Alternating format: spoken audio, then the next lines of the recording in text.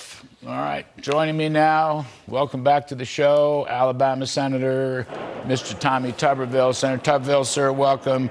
I have an agenda for you, Senator. It's been so long since I've seen you, but I want to begin with this Afghanistan business, because this report coming out of the House Foreign Affairs Committee is absolutely brutal in the details, and virtually the entire military establishment oppose it. And Joe Biden and Kamala Harris thought they were smarter. Guess what? They weren't. What do you make of this? And what do you make of the untruths? You know, moving towards the center with flip-flops and all that. What do you make of this, Senator Tuberville?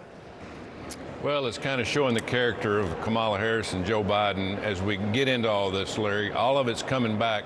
I'm on the Armed Services Committee. I went through all these hearings right after the Afghanistan debacle, and not one person would really tell us, oh, yeah, we were all for this. They really weren't. The only people that were for the Afghanistan withdrawal, the way it happened.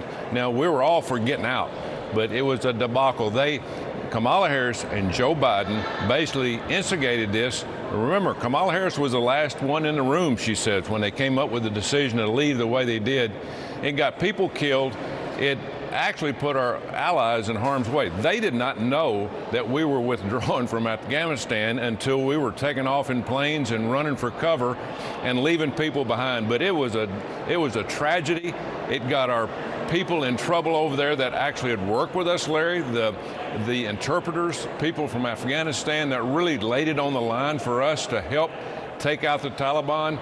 But again, it was right from the very beginning, you could tell Kamala Harris and Joe Biden were not truthful, couldn't tell the truth, because the people around them were telling us they were the ones for it. We did not want to do it this way.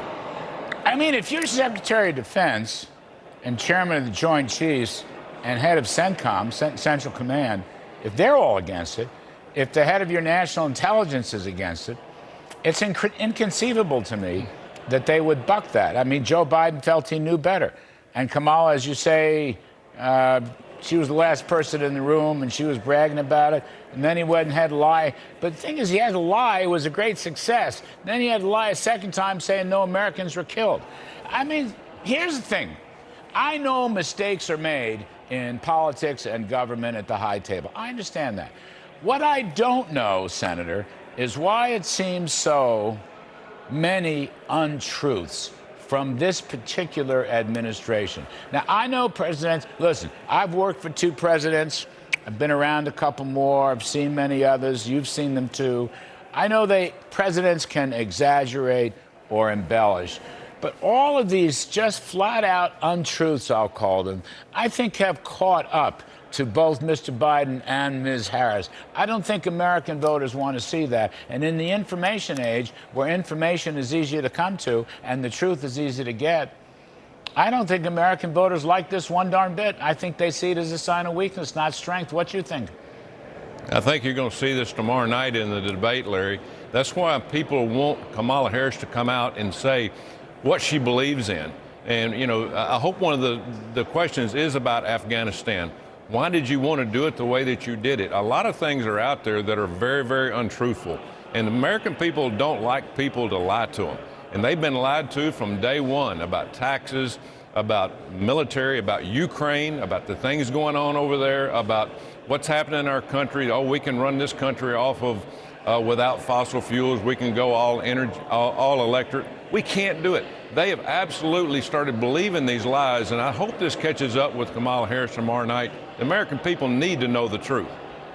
I mean, I'm thinking Mr. Trump's got to put it to her. I hope he does it in a polite way, but I believe he will. You know, if you think back, Senator, John Kerry tried to flip-flop. Actually, if you go back even further, 35 years, former governor of Massachusetts, Michael Dukakis, tried to flip-flop. John Kerry tried to flip-flop. These advisors think Americans are stupid. We're going to be liberals or worse during our political careers, but for 6 or 8 weeks while we're running for president, we're going to somehow be centrist. It's never worked. It's never worked in the past. I can't think of any reason why it's going to work now. No, and you're going to find out tomorrow, you know, about exactly what Bernie Sanders said on one of the TV shows on during the weekend. Said Kamala Harris is just trying to get elected. She's going to say basically whatever she needs to say to get the American people on her side. But the truth will come out. And again, I think President Trump understands that. He needs for her to talk. He needs for her to tell exactly what she believes in, because she's lied to us about the border. Larry, this border has almost brought this country down, the way they've handled it. And she's been in charge of it, and she won't take any credit for it. She says, we're going to get this bipartisan bill passed that the Senate voted down. That bipartisan bill was a disaster for the American people and the border. We do not need a bill that's going to allow 5,000 people a day to come in. So they're trying to put lipstick on this pig. She does not know what she's doing. She doesn't know how to do it. She's not qualified to do it. And we dang sure don't need somebody that's been in there for 4 years that's got us in all this trouble. I'm a football coach. I've been here 3.5 years, and I'm telling you, they have destroyed the federal government in Washington, D.C. in 3.5 years. You know, CNN, Kamala's trying to say she's for the wall, Trump's wall. And she's got his wall in her ads, all right, or worse. And actually, my old colleague, Erin Burnett, we used to work at CNBC together. Erin's at CNN. She did a story that said at least 50 times Kamala came out against the wall. Now she's trying to tell us she's for the wall. Really? I mean, I don't think Mr. Trump's going to let that one slide. What do you think, Senator? No, you're exactly right. And if she's for the wall, Larry, you know, there's hundreds of millions of dollars worth of materials laying down right on the path of the wall. Hundreds of millions of dollars. They're selling it every day. You can go online right now and buy it for 10 to 20 cents on the dollar. So if she's going to build that wall, she's going to have to turn around and rebuy the things that she and Joe Biden are selling online. The American people deserve to know that they're losing millions of dollars a day because of their incompetence of not building the wall now instead of saying, oh, we're going to build it later. That's not ever going to happen under a Kamala Harris administration. I got one more for you, Senator. Actually, maybe two more, but one more. The SAVE Act, citizenship. You got to be a citizen to vote. I know you and some others are pushing that in the Senate. I think this might come out in the debates also tomorrow night. Any hope of any progress on that SAVE Act? Well, Mike Lee and I have been pushing this for months. Basically, it just says common sense. By the way, you can buy a Webster dictionary anywhere, but in D.C. it doesn't have common sense in it. There's no common sense up here hey, don't you think you should be an American citizen to vote for people that are going to represent you? Sure you should. They do not want that to happen. I was in Bogota, Colombia last week, and the people down there are even going, what are y'all doing in your elections? Are they fair? Are they not fair? I go to somewhere in Dallas, Texas, or Phoenix. Everybody's first question, Larry, is not economy and not the border. It's, are we going to have fair elections? People are dying to know that this is going to be fair this year. And I'm like President Trump and what he said the other day. If we find out that people broke the law, whether it's Secretary of States or people at the voting booths or people voted more than once, they are going to pay the price and go to jail if he gets elected. And that's the only way we're going to be able to stop this, Larry.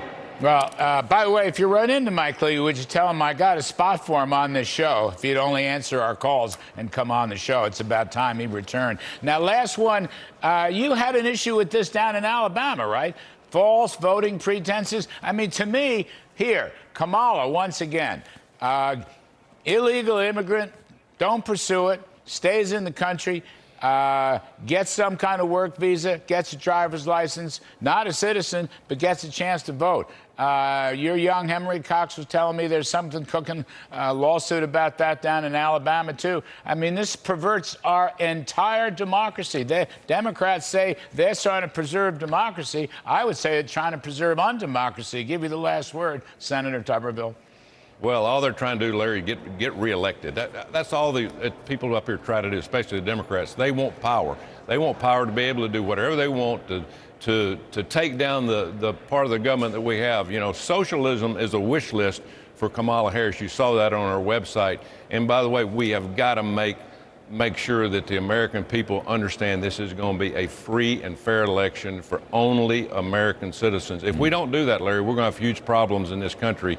And we just need, no matter who wins, this has to be a fair election, and people have to believe in that. So we'll keep our fingers crossed. We got 60 days and see what happens.